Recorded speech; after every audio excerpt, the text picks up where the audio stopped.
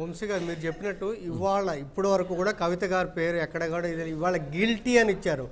Money లాండరింగ్లో మీరు చెప్పిన దాంట్లోనే మనీ లాండరింగ్లో కవిత గారు గిల్టీ కాబట్టి అరెస్ట్ చేస్తున్నాము అని చెప్పి వాళ్ళు అరెస్ట్ చేశారు. అయితే ఇప్పుడు మీరు కేటీఆర్ గారు వాదించిన దాంట్లో ఒక అంశం ఉంది వంశీ గారు, ఏంటంటే సుప్రీంకోర్టులో కవిత గారు సుప్రీంకోర్టులో పిటిషన్ అంటే 160 కింద తను రమ్మని సమన్లు ఇవ్వడానికి సవాల్ చేస్తూ సుప్రీంకోర్టుకి వెళ్ళారు. సుప్రీంకోర్టుకి ఒక అండర్టేకింగ్ ఇచ్చారు, ఒక హామీ ఇచ్చారు. ఈడీ ఈ కేసు తేరే వరకు కూడా మిమ్మల్ని అరెస్ట్ చేయము అని చెప్పని ఒక హామీ ఇచ్చారు. ఇప్పుడు కేటీఆర్ గారు అదే అడిగారు, మీరు ఒకవైపు సుప్రీంకోర్టులో అండర్టేకింగ్ ఇచ్చారు, ఇప్పుడు అరెస్ట్ చేస్తున్నారు, ఇది కంటెంప్ట్ ఆఫ్ ది కోర్ట్ కింద వస్తుంది, కాబట్టి మీరు ఎలా చేస్తారు, ట్రాన్సిట్ వారెంట్ లేకుండా ఎలా అరెస్ట్ చేస్తారని ఆర్గ్యూ చేస్తారు.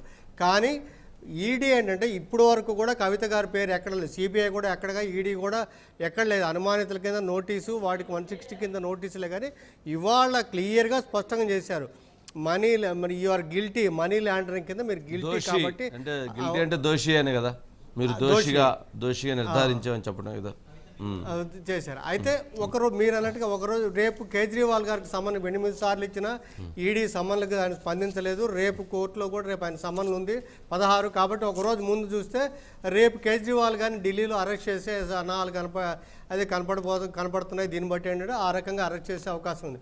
అయితే ఇక్కడ ఏంటంటే మనీ లాండరింగ్ అనేది క్లియర్గా ఎస్టాబ్లిష్ అయింది. కాబట్టి ఇప్పుడు ఆ అమౌంట్ సొమ్ము ఎక్కడిందంటే ఈ 100 కోట్లు ఒకటి ముడుపుల్లో దాంట్లో వంశీ గారు ఇక్కడ ఏంటంటే దినేష్ అరోరా అప్రూవర్గా మారినందున హవాలాగా 30 కోట్లు వెళ్ళాయి అన్నారు. అది మనీ లాండరింగ్ కిందనే వస్తుంది. ఎందుకంటే అది అభిషేక్ బోయినపల్లి ద్వారా ఈ మనీ లాండరింగ్ చేశారో అది 30 కోట్ల రూపాయలు ముందుగా అడ్వాన్స్ ముడుపుల్లో అది వెళ్ళింది. తర్వాత ఏదైతే ఇండో స్పిరిట్ ఉందో హోల్సేల్ వ్యాపారం పెట్టారో అందులో 65 కోట్ల రూపాయలు ప్రాఫిట్ ఇస్తే 29 కోట్ల రూపాయలు అరుణ్ రామచంద్ర పిళ్ళైకి వచ్చాయి. సో అరుణ్ రామచంద్ర పిళ్ళై క్లియర్గా ఈడీకి చెప్పాడు ఏంటంటే నేను కవిత గారి బినామీనే అని చెప్పి ఈడీ గారికి అంగీకరించారంట. అది తర్వాత దాన్ని ఆయన డినై చేసినప్పుడు కూడా ఈడీకి ఇచ్చిన దాని ప్రకారం ఆయన అంగీకరించారు కవిత గారి బినామీని. అప్పుడు 29 కోట్లు వచ్చాయి. సో ఆ 29 కోట్లలో కొంత అమౌంట్ కవిత గారు ఏంటంటే నీకు క్యాష్ రూపంలో నాకు ఇవ్వద్దు, మీరు ఏదైనా ఉంటే పెట్టుబడి రూపంలో పెట్టండి అన్నారు. ఆ డబ్బులతోటి ఆ అసెట్స్ ఫినిక్స్లో కానీ ఇతర చోట్ల కానీ ప్రాపర్టీస్ కొనుగోలు చేశారు. సో ఇది మనీ లాండరింగ్. సో కాబట్టి ఈ 2 అంశాలు ఎస్టాబ్లిష్ చేసుకుని నిర్ధారించి ఆ రకంగా వచ్చారు. మీరు చేసినట్టు అసలు మార్చి సురేష్ గారు అంటే ఇండో స్పిరిట్లో వచ్చినటువంటి డబ్బులు ఎవరైతే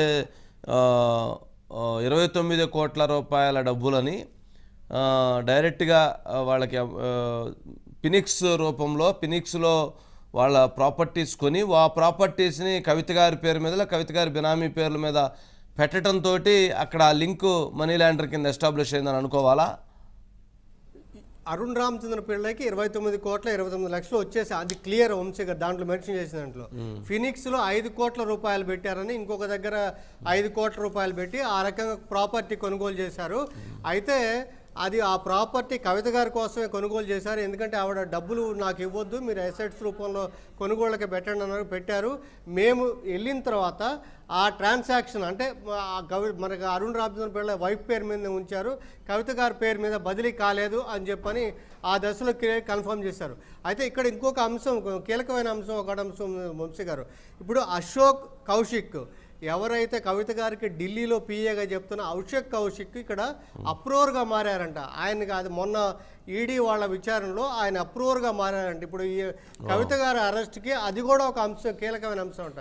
అప్రూవర్గా మారారు కాబట్టి ఎక్కడెక్కడ మీటింగ్ అయ్యారు, ఢిల్లీలో ఎక్కడెక్కడ కలిశారు, తర్వాత ఇక్కడ హైదరాబాద్లో కవిత గారింట్లో ఎప్పుడు సమావేశం అయ్యారు, హైదరాబాద్లో హోటల్లో ఎక్కడ సమావేశం అయ్యారు, విజయనగర్ ఎప్పుడు కవిత గారిని కలిశారు, తర్వాత మొత్తం ట్రాన్సాక్షన్స్ వ్యవహారం అంతా కూడా ఆ వివరాలన్నీ కూడా ఎవరైతే అశోక్ కౌశిక్ ఉన్నారో ఆయన అప్రూవర్గా మారారని చెప్తారు. శరత్ చంద్రారెడ్డి మన రాఘవరెడ్డి గారు అప్రూవర్గా అదొక అంశం. దినేష్ అరోరా 20-30 కోట్ల హవాలా రూపంలో వచ్చే అభిషేక్ బోయినపల్లి అది అప్రూవర్ కాదు.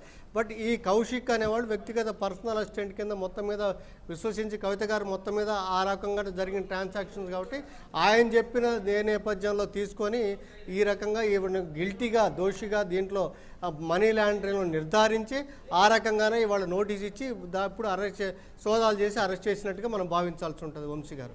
ఓకే, ఏదైనా కానీ ఈ కేసుకు సంబంధించి దాదాపు మనం చూస్తుంటే చాలా ప్రకంపనలు జరగబోతున్నట్టుగా చూడాలి కదా సురేష్ గారు. సుధాకర్ ఉన్నారు సార్ ట్రైన్లో. మీరు చెప్పినట్టుగా 100% వాస్తవంగా ఏంటంటే కేసీఆర్ గారు కూడా ఒక దశలో ఏంటంటే అంటే ఎలక్షన్ ముందు గత ఏడాది మార్చిలో పిలిచినప్పుడు ముందుకు ఫస్ట్ పిలిస్తే నాకు ఢిల్లీలో మీటింగ్ ఉంది, మహిళా మీటింగ్ ఉంది అన్నారు. 11 అటెండ్ అయ్యారు, 16 కాలేదు. 21 అరెస్ట్ చేస్తే ఏం చేస్తాం, ఈడీ మనం న్యాయ పోరాటం చేద్దాం, ఆ రకంగా అరెస్ట్ కానివ్వండి అని చెప్పని కేసీఆర్ గారు కూడా ఒక దశలో ప్రిపేర్ అయిపోయారు, కవిత గారు అరెస్ట్ చేస్తారా అని చెప్పి.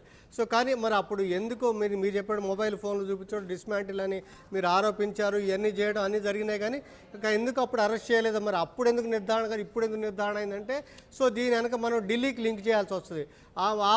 అంటే ఆల్రెడీ మనీష్ సిసోడియా గారు జైల్లో ఉన్నారు.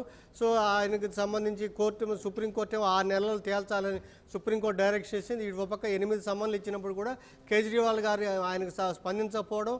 సో ఆ నేపథ్యంలో రేపు సమన్లు ఫైనల్ మళ్ళీ 16వ తేదీ రేపు ఉండడంతో రేపు ఆయన అరెస్ట్ చేయొచ్చని వార్తల నేపథ్యంలోనే ఇక్కడ ఢిల్లీకి నుంచి ప్రత్యేక ఒకవైపు సుప్రీంకోర్టులో ఎష్యూరెన్స్ ఇచ్చి కూడా ఇవాళే సుప్రీంకోర్టులో విచారణ జరిగింది, మళ్ళీ దాన్ని వాయిదా పడింది కేసు.